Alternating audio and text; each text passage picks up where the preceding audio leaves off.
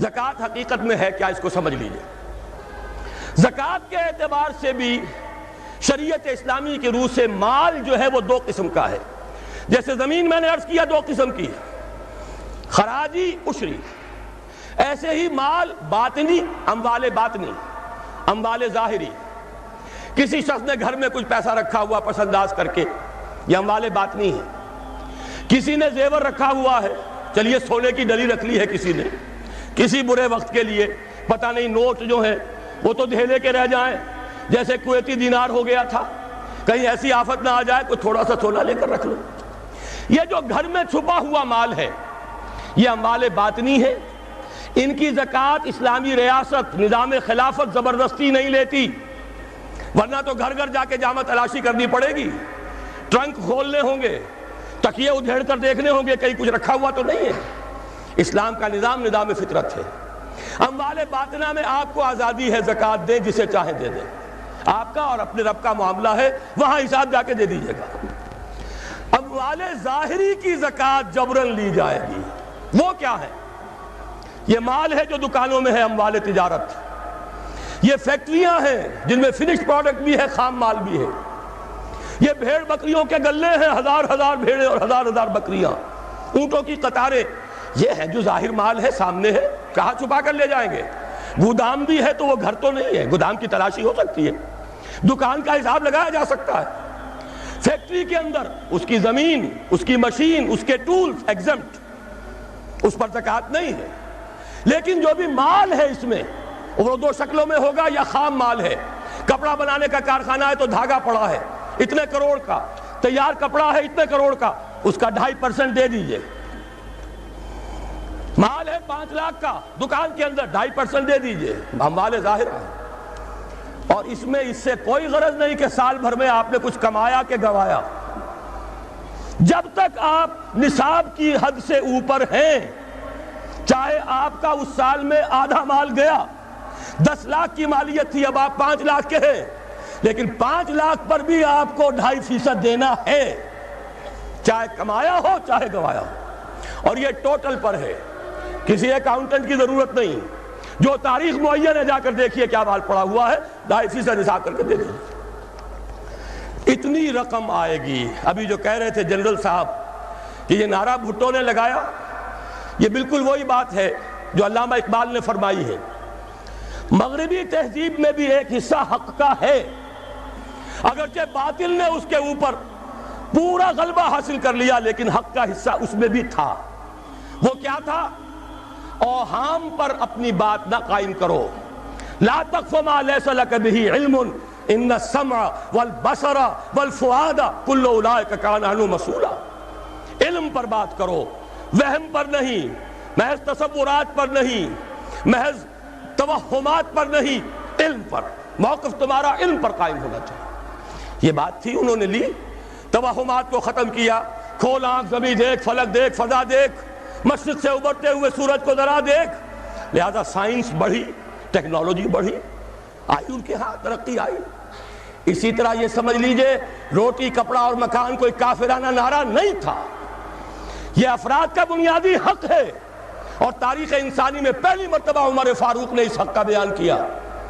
اگر دجلہ اور فرات کے کنارے ایک کتا بھی بھوکا مر گیا تو عمر قیامت کے دن ذمہ دار ہوگا۔ کون مارکس ہے، کیا پدی اور کیا پتی کا شوربہ، کون کوئی جدید تصورات دینے والے ہوں گے؟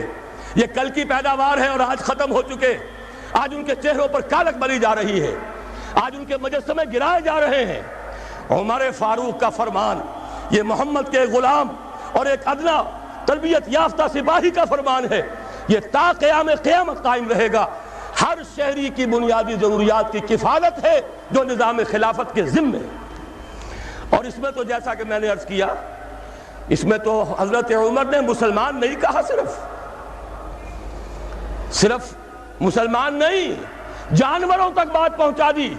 اس کا مطلب یہ کہ غیر مسلموں کا بھی حق ہے۔ اس لیے کہ حضرت عمر ہی نے ایک مرتبہ دیکھا تھا، کسی صوبائی دارالحکومت کے دورے پر گئے تھے، کوئی ایک بڈھا غیر مسلم غالباً مجوسی تھا، وہ کچھ خیرات مانگتا پھر رہا تھا، بہت بوڑھا ضعیف۔ وہاں کے عامل سے حضرت عمر نے پوچھا یہ کیا معاملہ ہے، یہ خیرات مانگنے پر کیوں مجبور ہو گیا؟ تو انہوں نے کہا غریب ہے اور اس کے پاس کوئی ذریعہ نہیں ہے۔ فرمایا یہ بڑا ظلم ہے کہ جب یہ جوان تھا، کماتا تھا، ہم اسے جزیہ لیتے تھے، اور آج اگر یہ بوڑھا ہو گیا ہے اور اس کا کوئی والی وارث نہیں ہے تو ہم نے اسے سڑکوں کے اوپر بھیک مانگنے کے لیے چھوڑ دیا، اس کا بھی وظیفہ مقرر ہو جائے گا۔ یہ ذمہ داری، یہ کفالت عامہ ہر شہری کے لیے۔ اور یہ جان لیجئے تجارت میں اور صنعت میں یہ سارا فساد جو اس وقت ہے وہ اس وجہ سے ہے کہ عام آدمی، عام کسان، عام مزدور مجبور ہے کہ سرمایہ دار اور جاگیردار کی ٹرمز پر کام کرے۔ نہ کرے گا تو کیا کرے گا؟ ٹریڈ یونین بنا لیجئے، وہ بھی جیبی ٹریڈ یونین بنا لیں گے، ان کے اپنے ایجنٹ ہوں گے۔ اب لڑیے، خون کس کا جائے گا؟ مزدور ایک دوسرے سے ٹکرائیں گے، کچھ حاصل نہیں۔ اسلام نے کیا نظام دیا ہے؟ آپ غریب کو ضمانت دے دیجئے، اگر تمہیں صحیح ویج نہیں مل رہی، تمہیں صحیح مبادلہ نہیں مل رہا اپنی محنت کا، مت کام کرو، تمہیں بھوکا نہیں مرنے دیا جائے گا، تمہاری بنیادی ضروریات کی کفالت ریاست کرے گی۔ اب ہوئی برابر کی چوٹ۔ اگر کارخانے دار کہہ سکتا ہے کہ اگر آپ کو یہ چیز منظور ہے کام کیجئے ورنہ جائیے، سب مزدور چلے جائیں گے، میں لاک اپ کر دوں گا، کارخانہ بند کر دوں گا، لیکن یہ کہ مزدور اس وقت یہ نہیں کہہ سکتا، وہ تو کہے گا جناب اسی تنخواہ پر کام کروں گا، اس لیے کہ ایک دن کام نہ کرے شاید بچ جائے، 2 دن کام نہ کرے بچ جائے، تیسرے دن فاقہ آئے گا، اس کے پاس کھانے کو نہیں ہے۔ لیکن اگر معلوم ہو میری ریاست خلافت اللہ فی الارض، وہ ضامن ہے، وہ رب العالمین ہے، اور اسی کی رب العالمینی کا یہ مظہر ہے نظام خلافت، رحمت للعالمینی کا سب سے بڑا مظہر محمد رسول اللہ کی یہ نظام خلافت، یہ ضامن ہے، یہ مجھے بھوکا نہیں مرنے دے گا، یہ میرے بچوں کے لیے کوئی نہ کوئی چھت ضرور فراہم کرے گا، تو پھر اس کے پاس بھی بارگیننگ پاور ہے، وہ بھی قدم جما کر بات کرے گا کہ جناب یہ ویج دیتے ہیں تو کام کروں گا ورنہ نہیں کروں گا۔ یہ ہے جو آسان ترین حل ہے۔ باقی یہ کہ جبر کیا تھا روس نے، اس کا حشر دیکھ لیا، اور سرمایہ دارانہ نظام اس وقت تو بڑا خوش ہے، اس کے ڈنکے بج رہے ہیں، اس کی فتح ہو گئی، سب سے بڑا دشمن سرنگوں ہے، وہ تو سجدہ کیے ہوئے ہے۔ لیکن یہ کہ واقعہ یہ ہے سرمایہ دارانہ نظام کے اندر جو کنٹرڈکشنز ہیں، جو تضادات ہیں، اب وہ ظاہر ہوں گے۔ جب باہر مقابلہ تھا، اندر کی لڑائی ختم تھی، اب اندر سے فساد ابھرے گا، اندر سے ایکسپلوژن ہوں گے۔ یہ غیر فطری نظام، یہ غیر انسانی نظام، یہ غیر معقول نظام ختم ہو کر رہے گا۔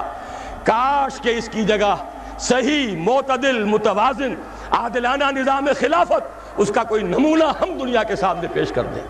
اس وقت پوری دنیا کی طرف ہماری ذمہ داری ہے، ساری نوع انسانی کے ہم مقروض ہیں کہ ہمارے پاس ہدایت ہے، لیکن ہم اس پر خزانے کا سانپ بن کر بیٹھے ہوئے ہیں، نہ خود عمل کرتے ہیں نہ دوسروں کے سامنے نمونہ پیش کرتے ہیں۔